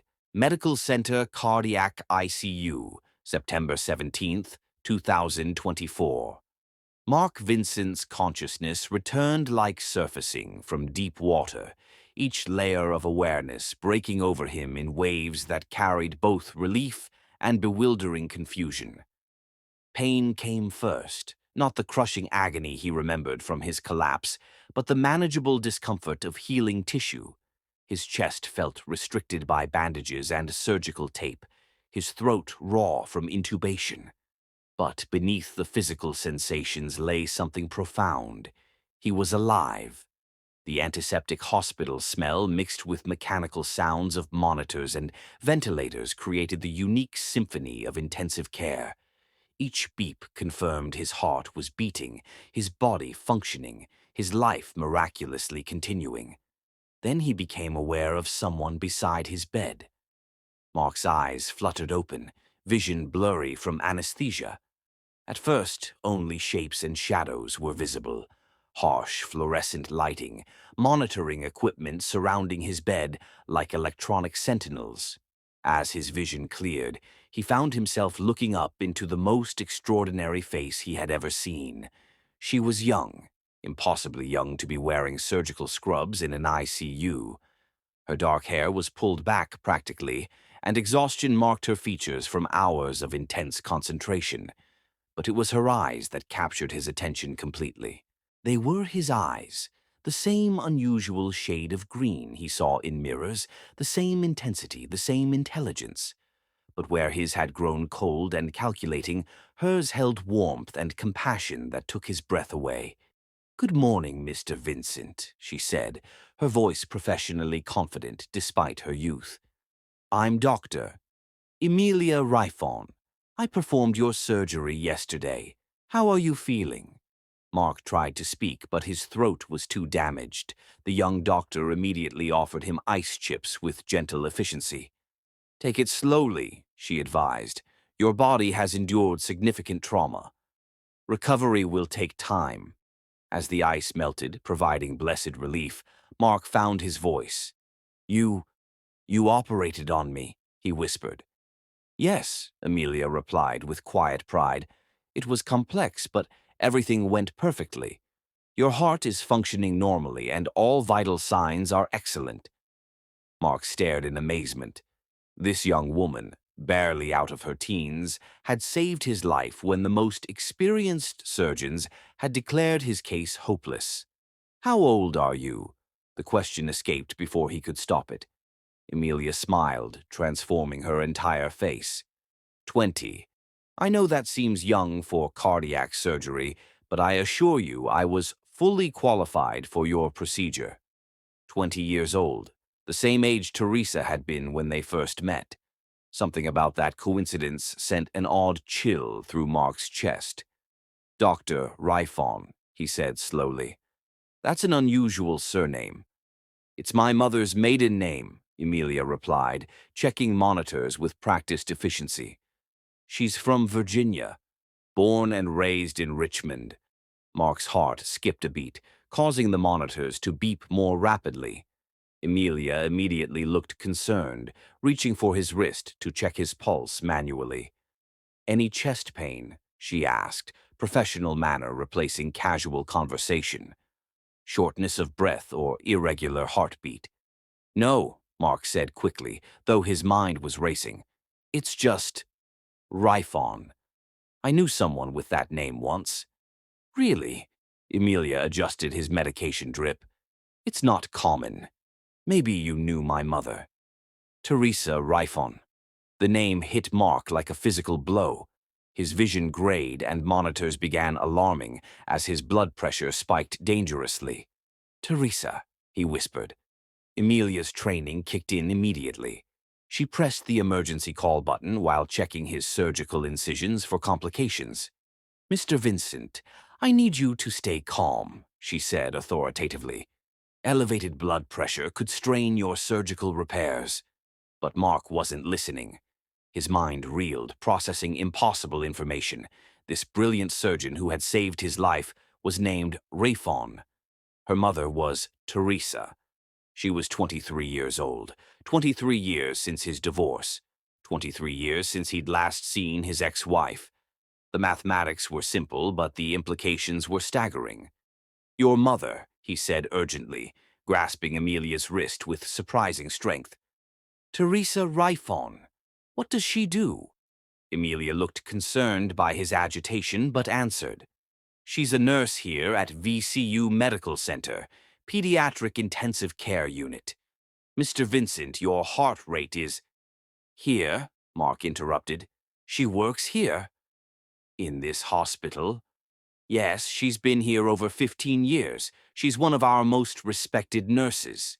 Emilia studied his face with growing concern. "Do you know my mother?" The question hung between them like a bridge spanning 20 years of separation and loss. Mark stared into those familiar green eyes, and began to understand the impossible truth. Before he could find words, the ICU door opened. Dr. Sterling entered, followed by two nurses and then a fourth person who made Mark's world stop entirely. Teresa. She looked exactly as he remembered, yet completely different. Her hair was shorter, streaked with silver that only enhanced her beauty. Her face showed lines from 20 years of hard work, but her eyes, those warm, compassionate eyes that had once looked at him with such love, remained unchanged. She carried a chart, speaking quietly to Dr. Sterling about administrative matters. She hadn't yet noticed the patient in the bed, hadn't realized that the man whose life her daughter had saved was the husband who had abandoned her 2 decades ago. "Nurse Refon," Dr. Sterling was saying, "I wanted to personally thank you for your assistance." Teresa's words died as her eyes fell on Mark's face. The chart slipped from her fingers, papers scattering as she stared at the man she had once loved completely. "Mark?" she whispered. His name on her lips, spoken with the same musical quality he remembered, shattered something in his chest unrelated to surgical incisions. "Hello, Teresa," he said softly. The intensive care unit became absolutely silent except for mechanical beeping and ventilator sounds, the technological symphony sustaining life between heartbeats. Emilia looked between her mother and patient, confusion evident. "Mom? You know Mr. Vincent?" Teresa's eyes never left Mark's face. 20 years of buried pain and complicated emotion passed between them in that single look. "Yes, sweetheart," she said quietly. "I know him." Mark saw understanding begin to dawn in Emilia's expression. Her brilliant mind started connecting pieces, her age, her mother's reaction, the familiar eyes she saw in mirrors every morning. "Mom," Emilia said slowly, growing realization in her voice, "who is he?" Teresa closed her eyes, gathering strength for words she'd never planned to speak. When she opened them, they were filled with tears. "Emilia," she said, her voice breaking slightly, "this is Mark Vincent. He's your father." The words fell into the room like stones into still water, creating ripples that would spread far beyond the ICU walls. Mark felt his newly repaired heart skip several beats as he stared at the young woman who had just saved his life. His daughter, the brilliant, compassionate, extraordinary woman who had given him a second chance, was his own flesh and blood. The daughter he'd never known existed. The daughter he'd never held, never loved, never had the chance to disappoint. Emilia stood frozen, hands still on monitoring equipment, her face cycling through disbelief and shock. "My father," she repeated softly. "You're my father." Mark tried to reach for her, but surgical restrictions and overwhelming emotions kept him flat. Tears he hadn't shed in 20 years began flowing. "I didn't know," he whispered, voice breaking. "Emilia, I swear I didn't know you existed." The young woman, who had just performed the most complex surgery of her career, suddenly looked exactly like what she was, a 20-year-old who had discovered the world was far more complicated than she'd imagined. In that cardiac intensive care unit, surrounded by life-sustaining technology, 3 hearts began the delicate process of learning to beat in harmony again. Chapter 9. The Storm That Shattered Souls. 3 days later. Mark Vincent's fury erupted like a dam breaking, his voice cracking with 20 years of suppressed regret and devastating realization. 20 years! The words tore from his throat with such force that the cardiac monitors began alarming. Despite his surgical restrictions, he had managed to sit up in bed, his face flushed with a rage born of profound loss. "You kept my daughter from me for 20 goddamn years, Teresa." Teresa stood at the foot of his hospital bed, her nurse's uniform crisp despite the emotional hurricane swirling around them. Her hands trembled slightly, the only sign that this confrontation was costing her as much as it was him. "Lower your voice," she said firmly. "This is a hospital. There are other patients." "Don't." Mark's voice dropped to a dangerous whisper that was somehow more frightening than his shouting. "Don't you dare stand there and lecture me about consideration for others. You stole my child. You robbed me of every birthday, every milestone, every moment of her life." "I stole nothing." The words exploded from Teresa with 20 years of pent-up fury. "You threw us away, Mark. You called my dreams worthless and threw me out like garbage. I owe you nothing, especially not my daughter." "Our daughter?" Mark swung his legs over the side of the bed, ignoring the protests of his monitoring equipment. "She's our daughter, and you had no right to make that decision alone." "I had every right." Teresa's carefully controlled composure finally shattered completely. "You made it crystal clear that you wanted nothing to do with me or anything I represented. You were so obsessed with your precious empire that you forgot you even had a wife." The intensive care unit had become a battlefield where 23 years of buried pain was finally erupting. Through the window, nurses watched with concern, but none dared interrupt. "That doesn't give you the right to keep my daughter from me," Mark said, his voice breaking with genuine anguish. "Doesn't it?"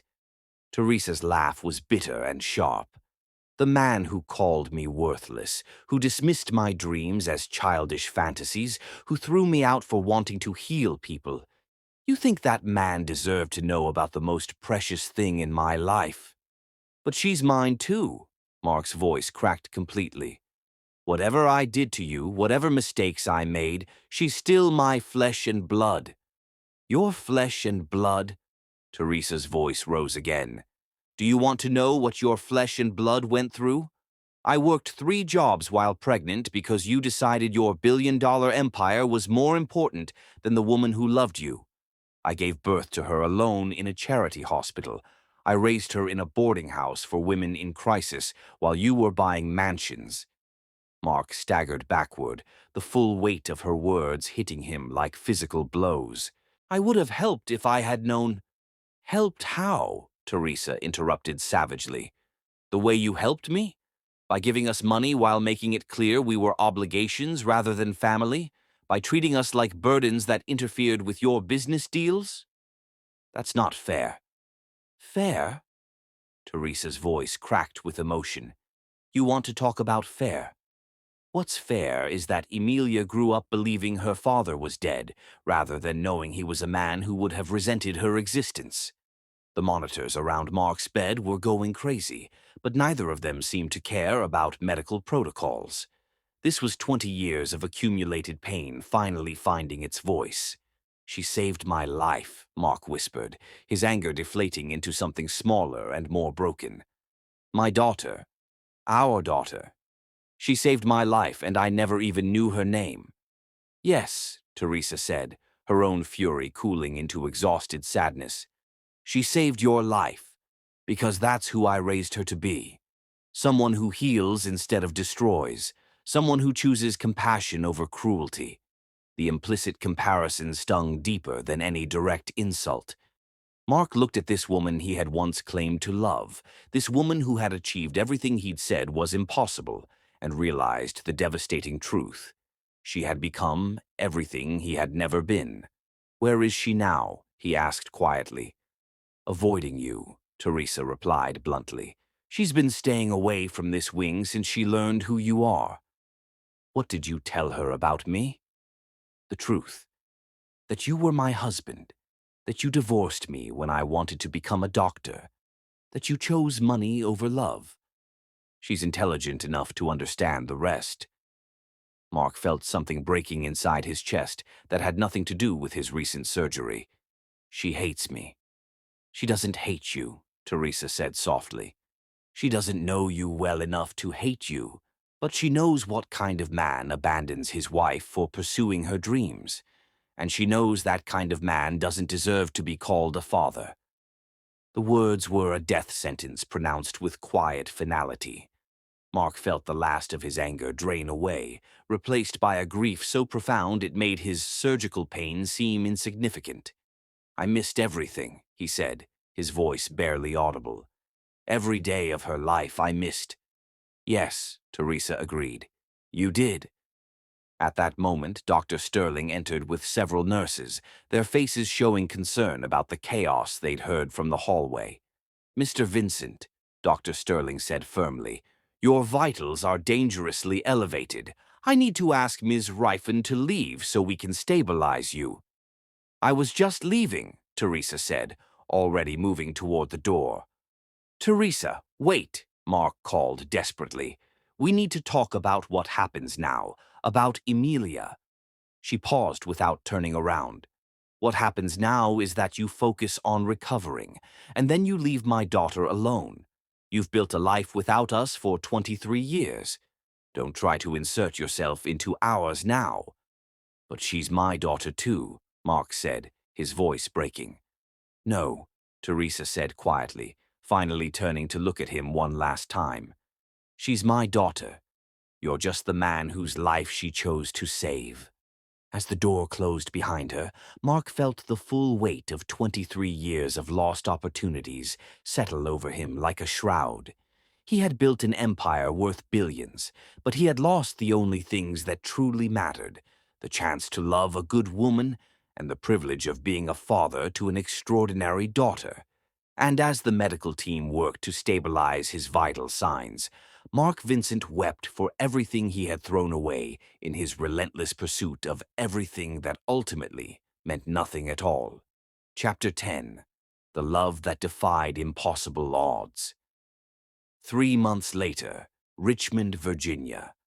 The birth certificate trembled in Emilia's hands as she stared at the words that had haunted her for 3 months. Father, Mark Vincent. 23 years of unanswered questions suddenly had a name. The same name that dominated Richmond's business headlines. The same man whose life she had saved without knowing their connection. The blank space she had wondered about her entire life was filled, but the revelation brought more confusion than clarity. For months, she had buried herself in surgical rotations, working 18-hour days to avoid confronting the family drama that had exploded around her. But avoidance had its limits. Her phone buzzed. Girl, you can't hide forever. Your mom's worried, and from what I hear, your father's volunteering at every clinic in Richmond, like he's trying to save his soul. Time to face this. Shelby.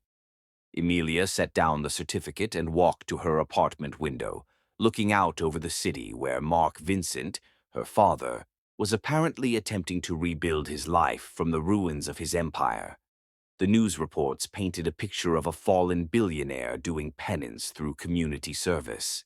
But was it genuine or just another calculated move? Her phone rang. Her mother's name appeared on the display. "Hi, Mom," Emilia answered. "Sweetheart," Teresa's voice carried exhaustion. "How are you holding up?" "I'm managing," Emilia said, which wasn't exactly a lie. "Just keeping busy." "Emilia, we need to talk. About everything. About him." The question that had been burning inside her for months finally escaped. "Mom, did you ever tell him?" "About me?" The silence stretched until Emilia wondered if the call had dropped. "No, baby girl," Teresa finally said, her voice heavy with 20 years of secrets. "I never told him." "Why?" "Because I was hurt, angry, because I was 24 and pregnant and alone, and I thought he didn't deserve to know about the most precious thing in my life." Emilia closed her eyes. "But he had a right to know, didn't he?" "Maybe," Teresa admitted. "But sweetheart, you have to understand what he was like then. He had become someone I didn't recognize. Cruel, dismissive, completely focused on his own success. I couldn't risk him treating you the way he treated me. So you made the choice for all of us." "Yes. And I'm not apologizing for protecting you, but—" Teresa paused. "Maybe it's time for you to make your own choice about him." An hour later, Emilia stood outside the Richmond Community Health Center, watching through the window as a man in jeans and a simple t-shirt took blood pressure readings for elderly patients who couldn't afford private health care. This Mark Vincent looked nothing like the billionaire she'd glimpsed in the hospital. Gone were the expensive suits and commanding presence. This man looked ordinary, humbled, genuinely engaged with the people he was helping. She watched him kneel beside a wheelchair to speak with an elderly woman, his attention completely focused on her concerns.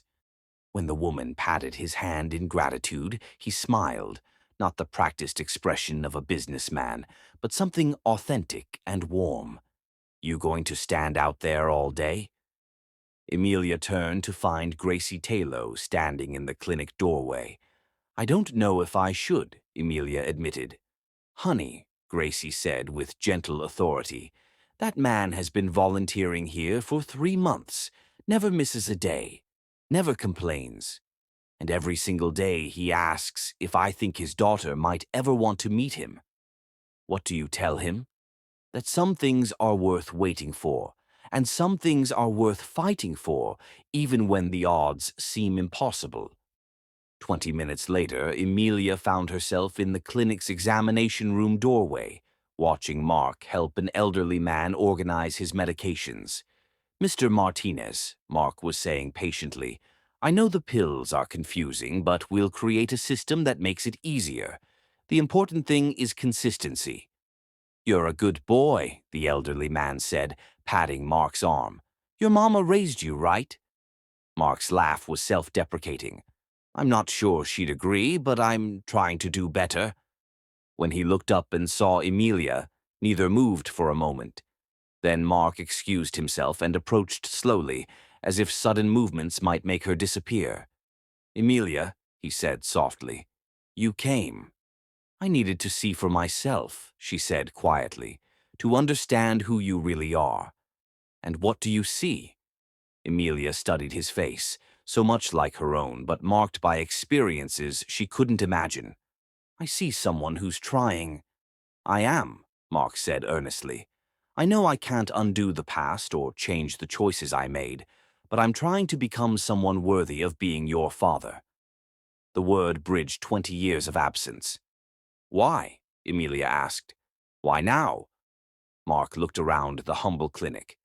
Because 3 months ago, I realized I'd spent 49 years building all the wrong things. Wealth without relationships, power without love, an empire without a family. He met her eyes. Then I discovered that the most extraordinary person I'd ever met, the person who saved my life, was my daughter. My daughter, who became everything I claimed was impossible, who chose healing over hurting, compassion over conquest. I learned that from Mom, Emilia said quietly. I know, and that's the most beautiful thing of all. She kept her promise to help you become a doctor, even when I broke mine. She loved you enough for both of us. Tears welled in Emilia's eyes.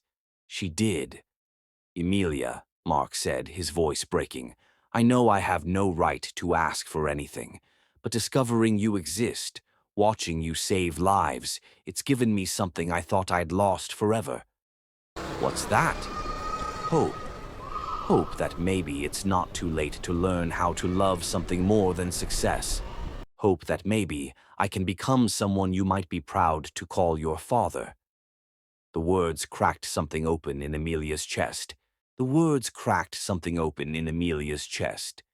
The anger and resentment she'd carried was still there, but tempered now by something else. Understanding, perhaps, or the possibility of forgiveness. I don't know if I'm ready for that, she said honestly. I don't know if I can just pretend the past didn't happen. I'm not asking you to pretend. I'm asking for the chance to earn what should have been given freely. The chance to be part of your life, even from a distance. Emilia looked around the clinic, at the evidence of genuine change. This work, is it real or just guilt? It started as guilt, Mark admitted, but it's become something more. These people don't care that I used to be a billionaire. They just need someone to listen, to help. For the first time in my life, I feel like I'm doing something that matters. Like Mom does, like you do, like I should have been doing all along. After a long silence, Emilia made a decision that surprised even her. I'm working at the downtown clinic tomorrow. If you want to help, they could use volunteers. Mark's face lit with pure hope. Really? It's not forgiveness, Emilia said quickly. It's just a chance to see if we can work together, to see if you're serious about this change. I am, Mark said fervently. I swear to you, I am. As she turned to leave, Emilia paused. By the way, I think you should talk to Mom. She doesn't want to see me. She's working the evening shift at the hospital tonight, pediatric ICU. Maybe she needs to see this version of you, the one who volunteers instead of conquers. That evening, Teresa found an expensive cup of coffee waiting at the nurse's station after her 12-hour shift. Real coffee, not vending machine brew. Who?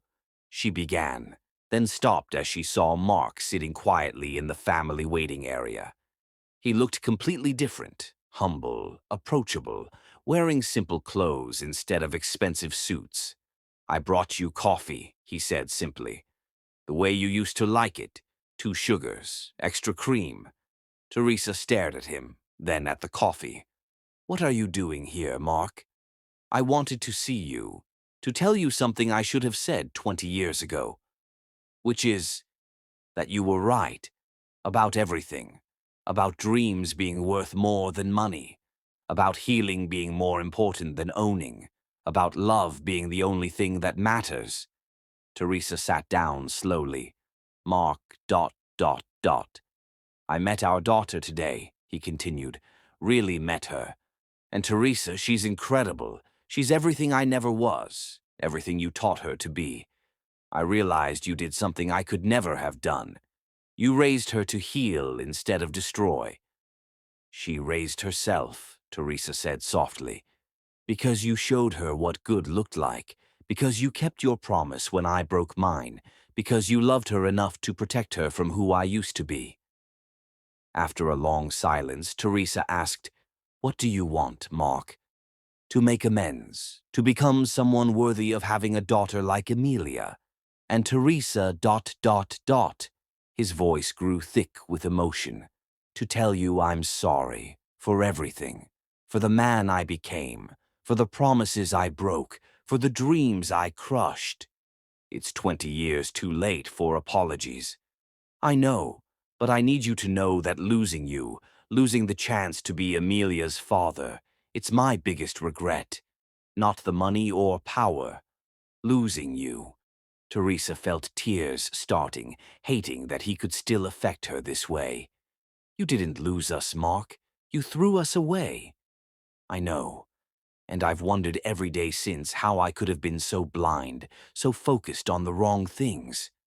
So what now?" "I'm not looking for forgiveness," Mark said firmly. "I'm looking for the chance to prove people can change, that I can become better than I was." He stood to leave. "I just wanted you to know I remember everything, the promises, the dreams, the love we had before I destroyed it.